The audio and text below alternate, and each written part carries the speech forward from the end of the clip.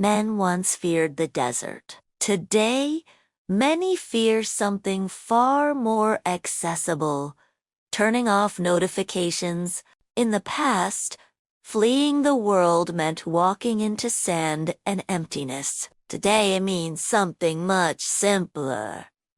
Staying away from screens. Many men today say they are tired, but that is not what I see. What exhausts them is the act of running from themselves. When an uncomfortable thought arises, it is buried under constant stimulation. When the anguish appears, it is diluted into videos, comments, and empty debates. Without realizing it, they plunge into collective egregores, mental fields formed by millions of similar emotions, amplified fears, induced desires, programmed indignation. People do not rest in these networks. They dissolve into them. A man who runs from himself does not live his own life. He reacts to the lives of others. He thinks with the mind of the mass and feels with the heart of the collective, and this can be considered a silent form of slavery.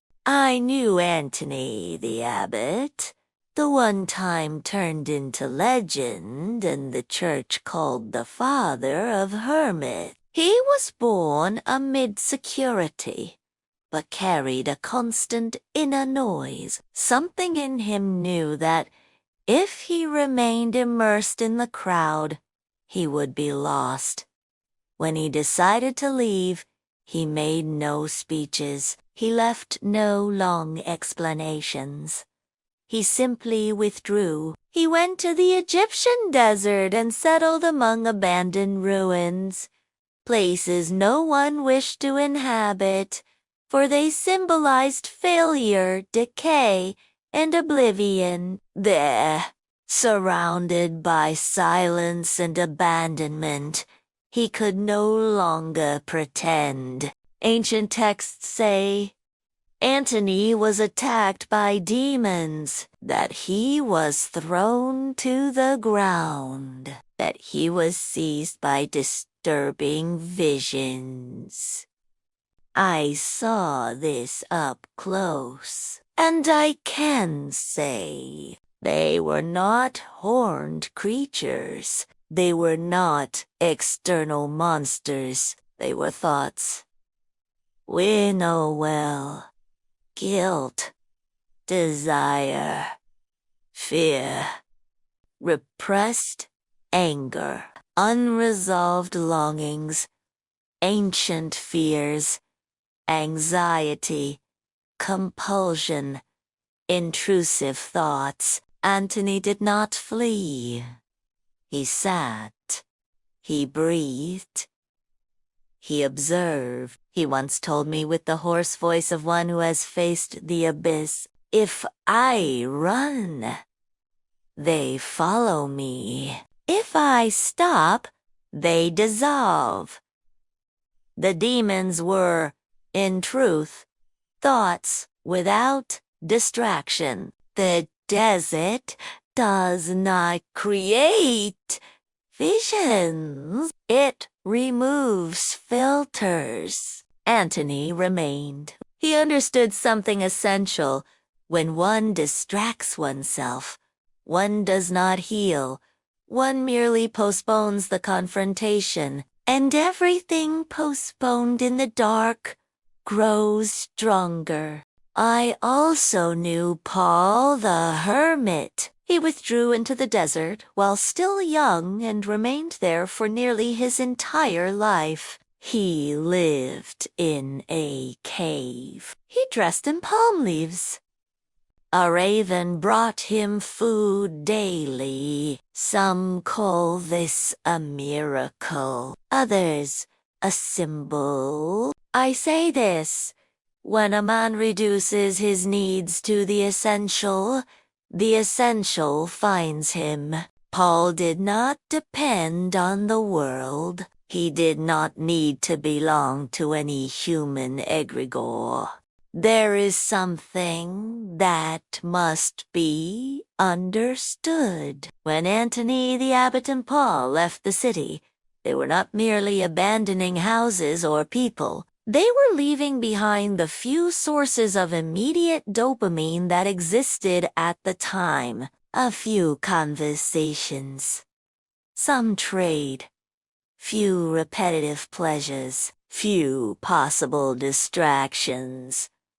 The ancient world was poor in stimuli compared to now, and even so, they needed to flee it in order not to lose themselves. Now observe the present world. The world is carried in the pocket, offering more stimuli in a single minute than an entire ancient city. Instant pleasure, continuous validation, indignation on demand, desire renewed every second. Many people do not live in CD. They live inside machines of cheap dopamine. So understand clearly what I am about to say.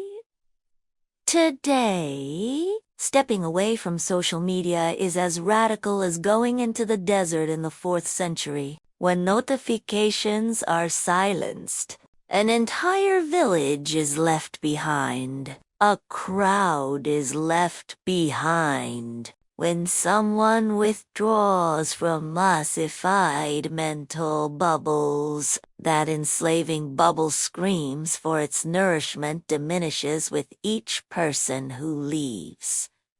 When someone refuses immediate stimulation, they face the same emptiness the ancients faced among the dunes, and that is why it hurts.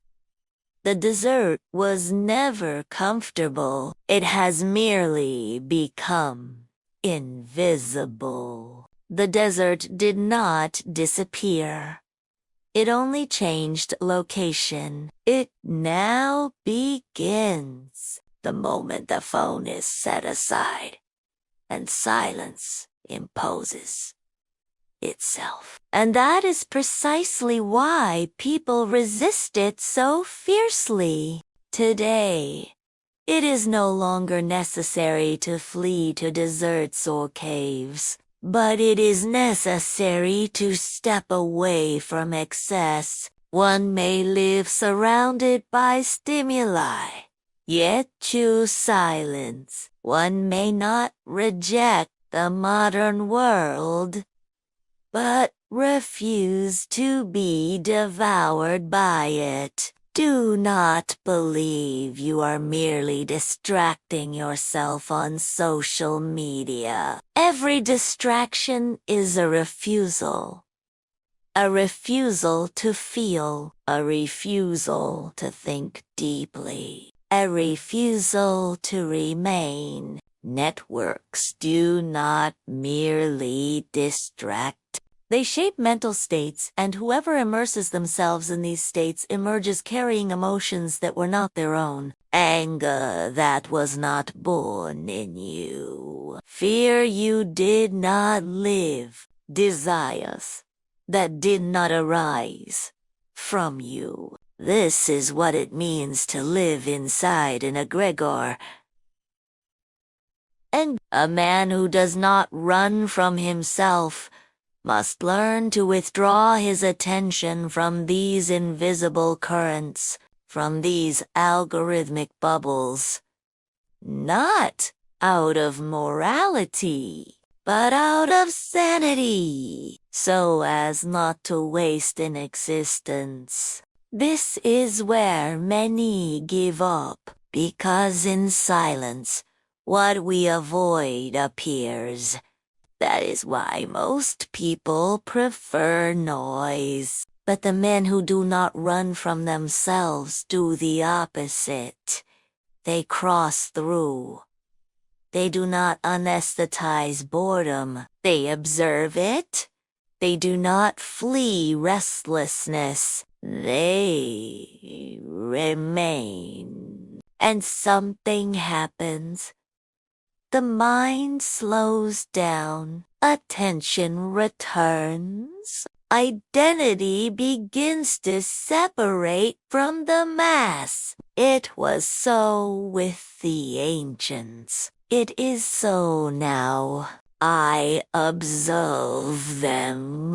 A few, amid the chaos, learn to withdraw without disappearing. They do not flee the world. They flee distraction. They work. They live. They fulfill their duties, but they do not offer their attention as a daily sacrifice. These, I recognize, they are rare, silent, uncomfortable for the system. They may be called strange. I call them by the name I know. Men who do not run from themselves. They do not seek applause. They do not live reacting.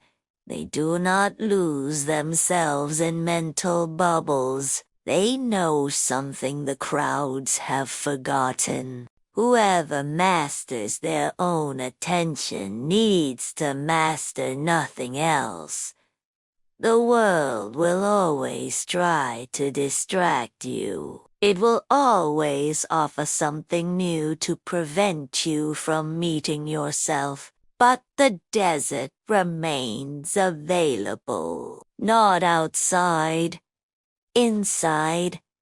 It requires courage, the courage to turn things off, to endure silence. To not flee. The ancients did this when the world was simple. You are called to do it when the world is excessive. That challenge is greater. So is the reward. And I continue to observe those who run and the few who remain. When discomfort arises, do not immediately run toward stimulation. Thoughts are not orders. Emotions are not commands. Less distractions, less borrowed opinions, more intentional silence. Because whoever dives into silence discovers something unsettling. Most of the voices in our head are not ours.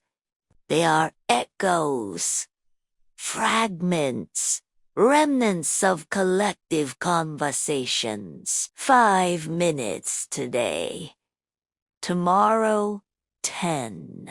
No stimulus, no escape. This will not make anyone a saint, but it will make someone whole, and someone whole does not need to run from himself. To conclude, I say this.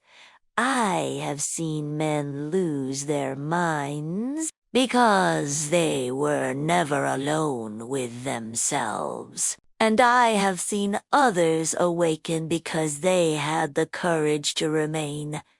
Antony the Abbot, Paul the Hermit.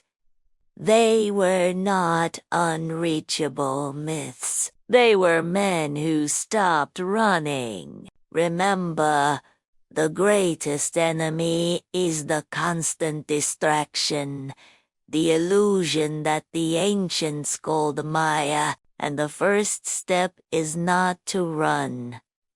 It is to stay. If something in this video unsettled you, that's a good sign. Subscribe and stay on this path.